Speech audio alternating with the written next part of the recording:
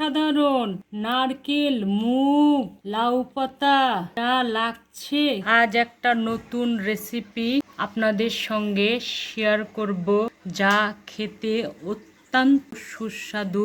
দুপুরের ভাতে তো অসাধারণ লাগে ও অতিথি আপ্যায়নে এ রান্নার কোনো জুড়ি নেই।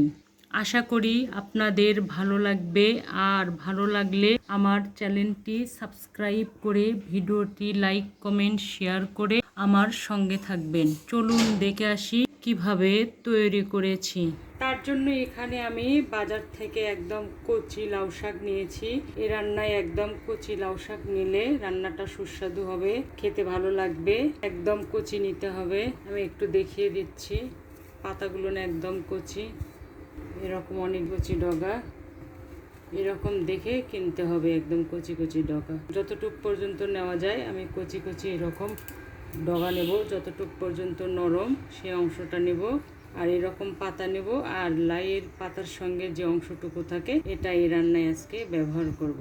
তো এখন আমি এই লাউ শাকগুলো পরিষ্কার করে নেব, পরিষ্কার করে কেটে নেব। কাটার পরে আমি ফিরে আসব। পাতাগুলো আমি সুন্দরভাবে বেছে পরিষ্কার করে নিয়েছি। পাতার যে উপরে উপশিরাগুলো থাকে সেগুলো ফেলে দিয়েছি। তারপরে পাতাগুলো নিয়েছি, আর কচি কচি যে অংশগুলো থাকে পাতার সামনে বা ডগায় সেগুলো আমি নিয়েছি। তো পাতাটা আমি কিভাবে কাটবো আমি একটা দেখিয়ে দিচ্ছি।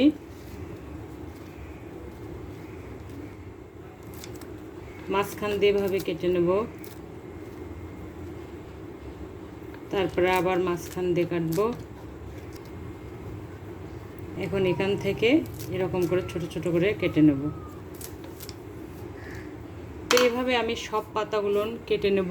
আর ওদিকে আমার রান্নার সব উপকরণ রেডি হয়ে গেছে। প্রথমে আমি যে মশলাটা পেস্ট করব সেটা দেখিয়ে দিচ্ছি। এখানে মিডিয়াম সাইজের 3টা পেঁয়াজ আছে, ঝালটা পরিমাণ মতো। এখানে আমি কাঁচামরিচ ব্যবহার করব। 3 টুকরা আদা আছে, 4-5 কোয়া রসুন আছে। এর সঙ্গে 1 চামচ জিরা দিচ্ছি, এটা পেস্ট করব। আর এখানে আমি ভিজিয়ে রেখেছি আতপ চাউল 1 টেবিল চামচ আছে। এটা যেমন ফ্লেভার করবে তেমন গ্রেভি করতেও সাহায্য করবে। তো এগুলো আমি সব নেব। এই মশলাটা আমি পেস্ট করব। এখানে আলু আছে 1 কাপ, মিষ্টি কুমড়া আছে 1 কাপ, মুগ ডাল আছে 1/2 কাপ। আমি 3-4 ঘন্টা ভিজিয়ে রেখেছি নরম হওয়ার জন্য।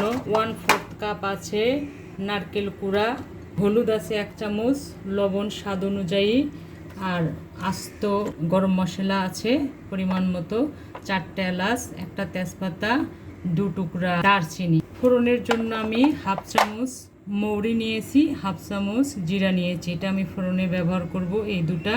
ওদিকে আমার কড়াই গরম হয়ে গেছে।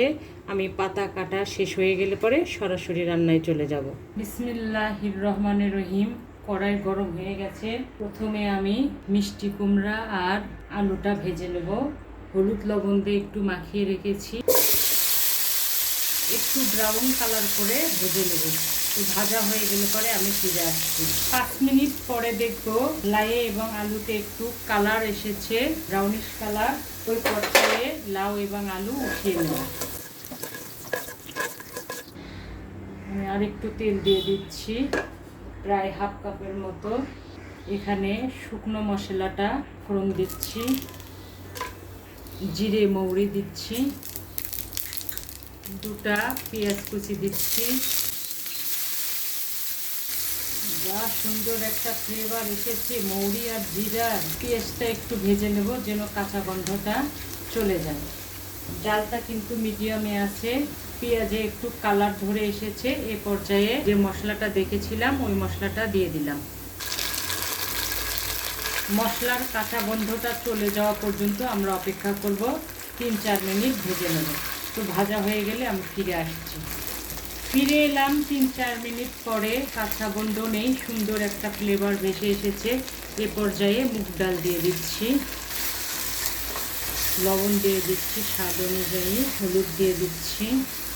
মশলার ভেতরে মুগ ডালটা আমি 5 মিনিট কষিয়ে নেব যেন কাঁচা গন্ধটা না থাকে। 5 মিনিট পরে আমি ফিরে আসবো। ফিরে এলাম জাস্ট 5 মিনিট পরে। এ পর্যায়ে আমি একটু পানি দিচ্ছি, কাটা ধোয়া পানি। আর একটু পানি দেব, 1 কাপের একটু বেশি পানি দিলাম। সব মিক্স করে দেব, মশলাগুলোর সঙ্গে ডালের সঙ্গে মশলা। জাল কিন্তু আমার মিডিয়াম আছে। তো মুগ ডাল কষানো হয়ে গেলে আমি ফিরে আসবো। ফিরে এলাম 5 মিনিট পরে, সুন্দরভাবে কষিয়ে নিয়েছি, তেল ভেসে উঠেছে। এ পর্যায়ে মুগ ডাল সিদ্ধ হওয়ার জন্য পানি দিচ্ছি। আমি 2 কাপ পানি দিয়েছি, আর একটু দিলাম, প্রায় 2.5 কাপ। তো সিদ্ধ হওয়া পর্যন্ত আমরা অপেক্ষা করব। মাঝে মাঝে নাড়াচাড়া করে দেব। ফিরে এলাম প্রায় 12 থেকে 13 মিনিট পরে।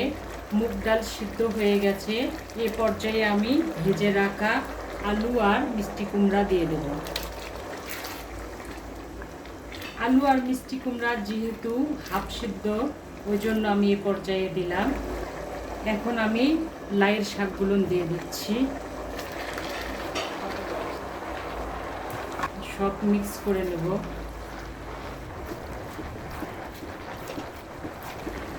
ফিরে এলাম 3 মিনিট পরে, সব মিক্স হয়ে গেছে।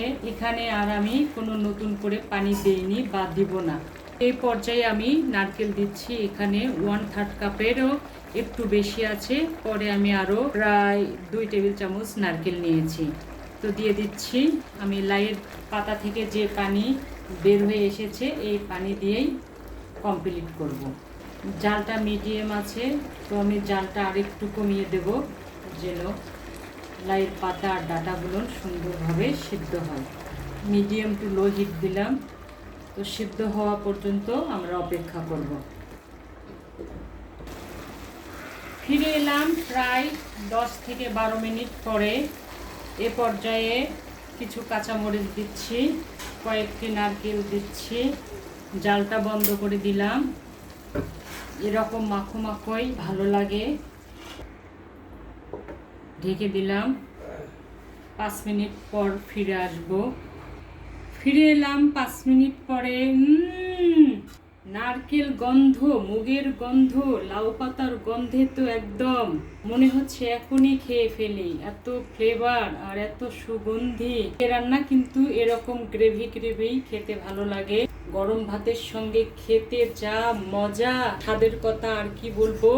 রান্না করে দেখুন, এ রান্নার স্বাদ কখনো ভুলতে পারবেন না। তো হয়ে গেল মুগ ডাল দিয়ে লাউ পাতার নারকেলি সবজি। অসাধারণ এই রান্না, একবার এইভাবে তৈরি করে দেখুন, সবাই আপনার প্রশংসায় পঞ্চমুখ।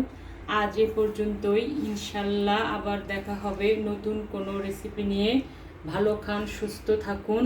আল্লাহ হাফেজ।